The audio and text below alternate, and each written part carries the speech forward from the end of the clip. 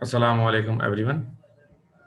इस वक्त हम पढ़ रहे हैं सेकंड ईयर कमर्शियल ज्योग्राफी, और सेकंड ईयर कमर्शियल ज्योग्राफी में पाकिस्तान सेक्शन हम स्टार्ट कर रहे हैं।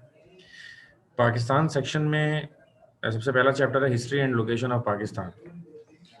तो पाकिस्तान सेक्शन में जो history and location of Pakistan है, ये मैं आपके नोट्स आपके काउंटर पे मैं पहले ही दे चुका था। और इसमें क्या है कि इन नोट्स में शॉर्ट क्वेश्चंस भी हैं, देखें गिवन है, पूरे एमसीक्यूज भी हैं।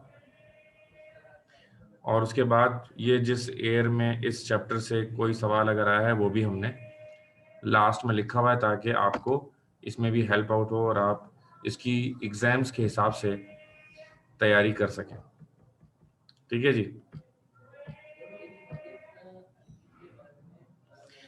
तो सबसे पहला सवाल, explain the location of Pakistan. Pakistan is a new state. It came into being in on 14th of August 1947। ठीक है जी। पाकिस्तान वजूद में आया 1947 को। It is a traditional society with a low literacy rate trying to acquire modern technology. It is a developing country with high rate of population growth. It has, in the recent past, been heavily burdened with foreign debt. It has an unfavorable balance of trade, although the manufacturing sector is growing. The past 9/11 events have coincided with macro stability and an economic breakthrough. तो भाई पाकिस्तान बना, पाकिस्तान एक ऐसे खत्ते पे बना, ठीक है जी, जिसमें ज़्यादातर जो हमारे पास एरियाज थे वो इस तरह के थे कि लिटरेसी रेट वहाँ पे कम था, और लिटरेसी रेट कम होने के साथ साथ वहाँ पर पॉपुलेशन ग्रोथ बहुत ज़्यादा थी, और पॉपुलेशन ग्रोथ ज़्यादा होने की वजह से वहाँ पर ज़्यादा डेवलपमेंट के काम नहीं हो पा रहे थे। ठीक है ना। Pakistan is the land of pure, is strategically placed all the cross roads of Asia. Pakistan एक land of pure and strategically placed cross of Asia, यानी कि एक मखसूस ज़मीन थी जिस पर मुख्तलिफ एशिया की कौमें रह रही। The official name of the state is Islamic Republic of Pakistan, और इसका ऑफिशियल नाम क्या है जी? इस्लामी जमहूरिया पाकिस्तान इसका नाम है। अच्छा, इसका कैपिटल पहले कराची था, जिसको अयूब खान ने इस्लामाबाद शिफ्ट किया 1959 में, तकरीबन पाकिस्तान बनने के 11 साल बाद। अच्छा, Pakistan is located at 23.5 degree north to 37 degree north, 61 degree east, and 77 degree east as far as the latitude and longitude extends are concerned. ये इसकी साइंस ही बताया कि भाई ये इस तरफ इतना डिग्री है, इतना डिग्री है। अच्छा, इसमें जो स्ट्रेटेजिक पोजीशन इसमें बताया गया कि हमारे कौन कौन से हमारे पड़ोसी हैं। तो ईस्ट में हमारे इंडिया है, वेस्ट और नॉर्थ वेस्ट में हमारा अफगानिस्तान है, साउथ वेस्ट में हमारा ईरान है, और नॉर्थ में हमारा चाइना है, और साउथ में हमारा अरबियन सी बहर अरब है। ओवरऑल पाकिस्तान की लोकेशन एक बहुत ही अच्छी लोकेशन है। मुख्तलिफ कंट्रीज हमारे पड़ोसी हैं, एक तरफ हमारे समंदर भी है। ठीक है, the area of Pakistan. Pakistan came into being on August 14, 1947। ठीक है जी। और इसका जो टोटल एरिया है वो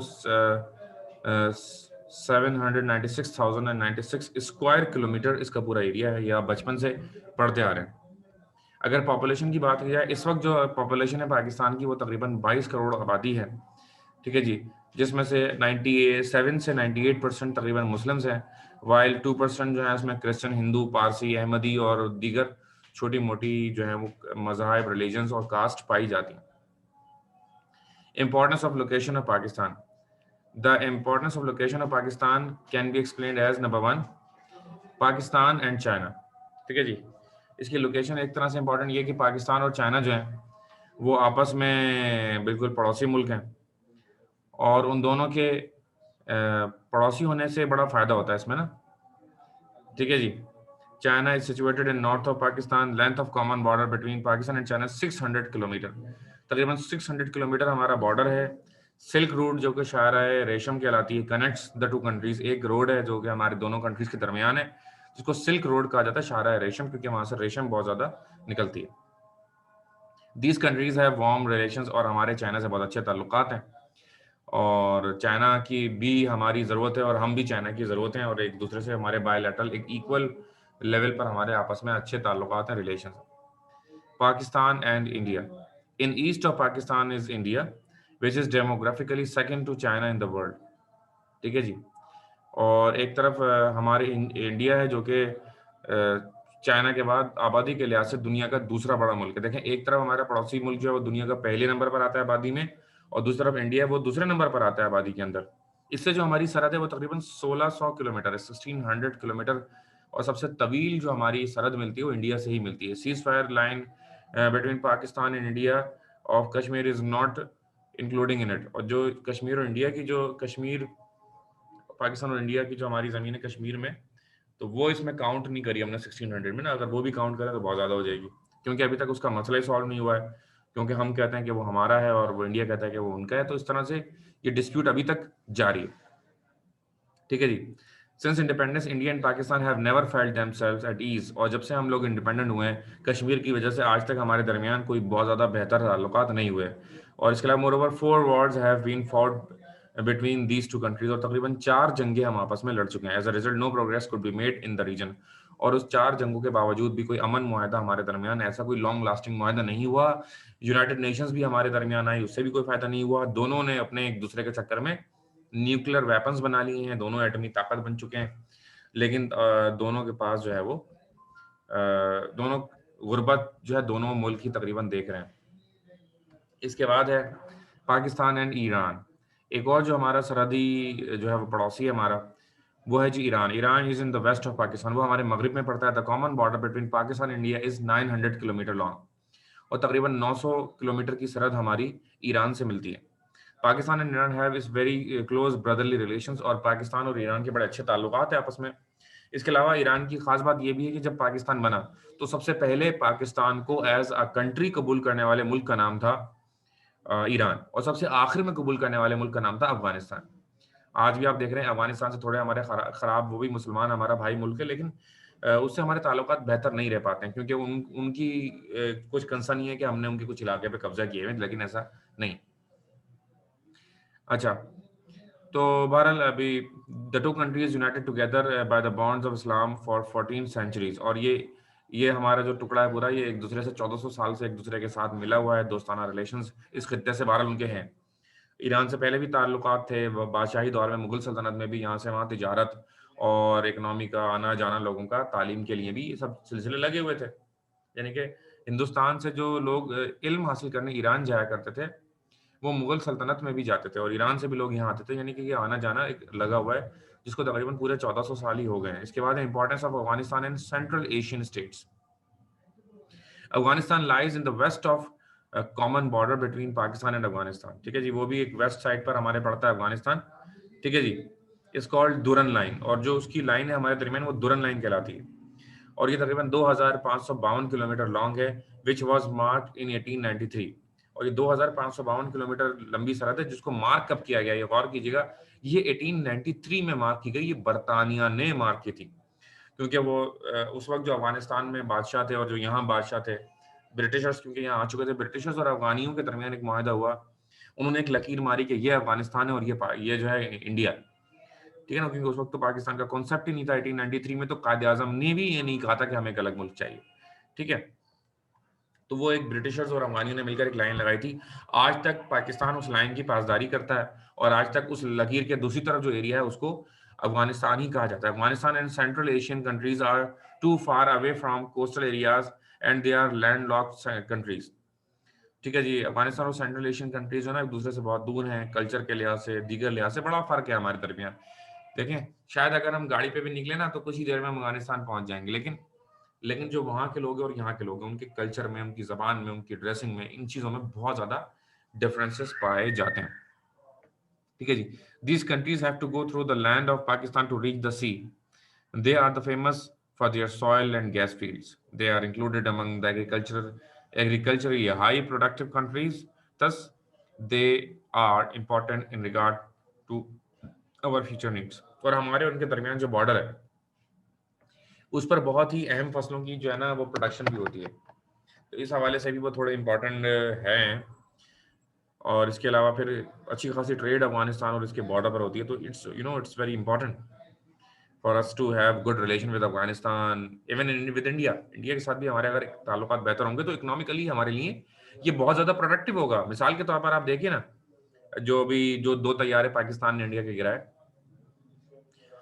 तो उन दिनों ये हुआ कि टमाटर हम लोग इंपोर्ट करते हैं इंडिया से, तो इंडिया के जो किसान थे उन्होंने नफरत में कह दिया कि हम पाकिस्तान को टमाटर नहीं देंगे। जब उन्होंने ये कहा तो जाहिर है हमारी भी गैरत जागी, हमने कहा जाओ हम तुमसे लेंगे नहीं, हम दही इस्तेमाल कर लेंगे।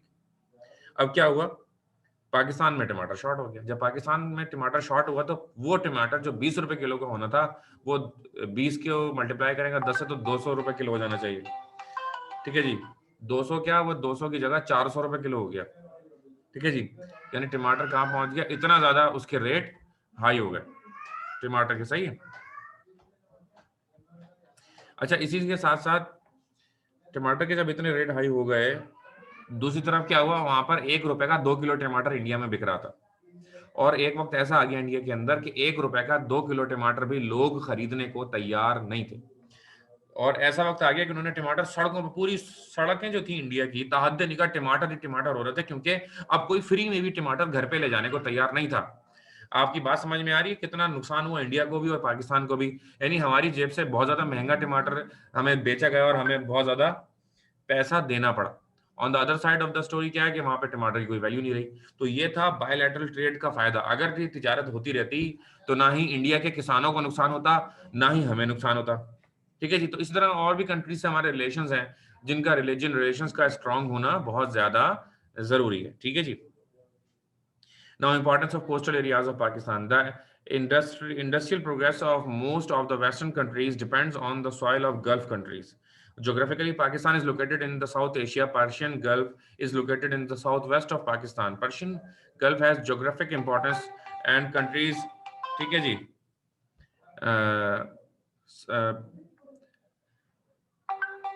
अबे क्या हो गया यार जी। तो अब हम बात करेंगे कोस्टल एरिया ऑफ पाकिस्तान की। कोस्टल एरिया ऑफ पाकिस्तान मतलब हमारा साहिली एरिया, समंदर। अच्छा देखें, दुनिया में इस वक्त जो सबसे ज्यादा ट्रेड होती है वो समंदर के जरिए होती है। समंदर से ट्रेड करने के बहुत सारे फायदे। नंबर 1, आप चोर और लुटेरों से बहुत हद तक बचे हुए होते हैं। बहुत ही सिलेक्टेड दुनिया में डकैते हैं जो समंदरी डकैते हैं। ठीक है, सी पैरेट्स जो कहलाते हैं। अच्छा, वो अगर एक तो वो बहुत ही कम है, नंबर 1, और अगर वो हैं तो फिर वो स्ट्रांग बहुत हैं। फिर उनसे तो अमेरिका भी पैसे देकर उनसे चीजें लेता है अपनी। अभी अमेरिका के बंदे उन्होंने पकड़ लिए, उन्होंने तावान दिया, अमेरिका ने तावान देकर अपने बंदे छुड़ाए, पाकिस्तान उनको तावान दे चुका है, इंडिया उन्हें तावान दे चुका है। यानी कि पूरा पूरा कंट्री जो है ना, उनके सामने घुटने टेक देता है अपने। वो इतने कोई खतरनाक है सी पायरेट जो है, लेकिन उनकी तादाद बहुत कम है। वो जो इवेंट्स करते हैं ना, वो बहुत ही कम डकैतियां मारते हैं, लेकिन वो एक ही पूरा हाथ साफ कर देते हैं। अच्छा, फिर क्या है, हमने इसका देखें, there is when there is a problem there is a solution. जहां कोई मसला होता है वहां उसका हल भी मौजूद होता है। अब उसका हल क्या है जी? हल ये है कि मरीन इंश्योरेंस होता है। जितने भी जहाज ट्रेडिंग कर रहे होते हैं समंदर में, हर जहाज का इंश्योरेंस होता है। अब अगर 1 लाख जहाज चल रहे हैं तो 1 लाख में से शायद एक के साथ कोई वाकया हो जाए, लेकिन जो 99,999 जहाज है उनके साथ कुछ भी नहीं होगा। ठीक है ना। तो मरीन इंश्योरेंस होता है, लाखों में एक कोई जहाज के साथ कोई हादसा होता है तो वो इंश्योरेंस कंपनी को भी नहीं पड़ता भारी, क्योंकि वो इतना प्रीमियम जब लाखों जहाज से ले रहे हैं, और अगर एक आध जहाज का कोई वाकया हो भी जाए तो वो आराम से उसकी पेमेंट कर देते हैं। खैर, the industrial progress of most of the western countries depends on the oil of gulf countries. ठीक है जी। अब ये जो ऑयल है हम लोग लेते हैं बाहर से ना, गल्फ कंट्रीज से, अरब से हम लोग ऑयल लेते हैं। पाकिस्तान के अंदर उसकी जो पेट्रोल की रिक्वायरमेंट है, ऑयल की, लुब्रिकेंट्स की जो रिक्वायरमेंट है, पाकिस्तान सिर्फ उसका 80% प्रोड्यूस कर सकता है। पाकिस्तान अपनी रिक्वायरमेंट का 80% जो है ना वो इम्पोर्ट करता है, क्योंकि सिर्फ 20% ये प्रोड्यूस करता है, 80% हम इम्पोर्ट करते हैं। अब 80% कहाँ से आएगा? बाहर से आएगा। अब कहाँ से लेते हैं? ईरान है हमारे पास, कुवैत है, सऊदी अरब है, ठीक है जी, कतर है, बहरीन है, ओमान है, यूनाइटेड अरब स्टेट एमिरेट्स है। इन तमाम कंट्रीज से हम ये सारी चीजें इंपोर्ट करते हैं। ठीक है, वो भी समंदर के जरिए होता है। अगर समंदर ना हो तो शायद ये मुमकिन नहीं है। बहुत ही अहम सवाल है, इसको आपने याद करना है, इसको आपने रजिस्टर में लिखना है, आपने इसको याद भी करना है। ठीक है। इसके बाद है trade route between east and west. अच्छा देखें, पाकिस्तान एक बिल्कुल रेक्टेंगुलर टाइप की शेप में लंबा सा कंट्री है। अब जो हमारे लेफ्ट साइड पे कंट्रीज हैं और जो हमारे राइट साइड पे कंट्रीज हैं, हमारे जो लेफ्ट और राइट साइड पर कंट्रीज हैं, अगर उन्हें आपस में ट्रेड करना है तो उसका एक ही तरीका है कि भाई पाकिस्तान से होकर जाना पड़ेगा, और अगर कोई पाकिस्तान की ज़मीन इस्तेमाल करता है, पाकिस्तान की फ़िज़ा इस्तेमाल करता है, पाकिस्तान का समंदर इस्तेमाल करता है, तो उसे हमें टैक्स देना होगा। ठीक है जी? तो पाकिस्तान आज तक जो इतने ज़्यादा खर्चे और इतनी कम आमदनी के बावजूद अगर पाकिस्तान बचा हुआ है, तो उसकी वजह यही है। ठीक है? Trade route between east and west, Pakistan is the trade route between east and west. मशरिक और मगरिब के दरमियान अगर कोई मुल्क है, तो वो पाकिस्तान है, हमसे होकर गुज़रना पड़ेगा। पाकिस्तान इज़ एटॉमिक पावर, आखिरी बात जो है हमारे 1998 में हमने एक दबंग धमाका किया, ठीक है जी? और एक जो है हमने ब्लास्ट किया चावी के मकाम पर, ठीक है ना? और इंडिया, चाइना, रशिया और हमने सबकी जो है ना हवा खराब कर दी, ठीक है ना? ये एटॉमिक पावर हम बन गए, बहुत अच्छा हुआ हमारी सालमियत के लिए, हमारी इंडिपेंडेंस के लिए, हमारी खुद मुख्तारी के लिए, हमारी आज़ादी, फ्रीडम के लिए ये बहुत ज़रूरी था कि ये धमाका हो और हम एक पावर बन जाए, एटॉमिक पावर बन जाए, ठीक है जी? यहाँ पर ये सवाल कंप्लीट हो गया बेटा, और आप इसको ज़रूर याद कीजिएगा इस सवाल का, ठीक है ना? अब अगली रिकॉर्डिंग में अगला मैं टॉपिक आपको देता हूँ।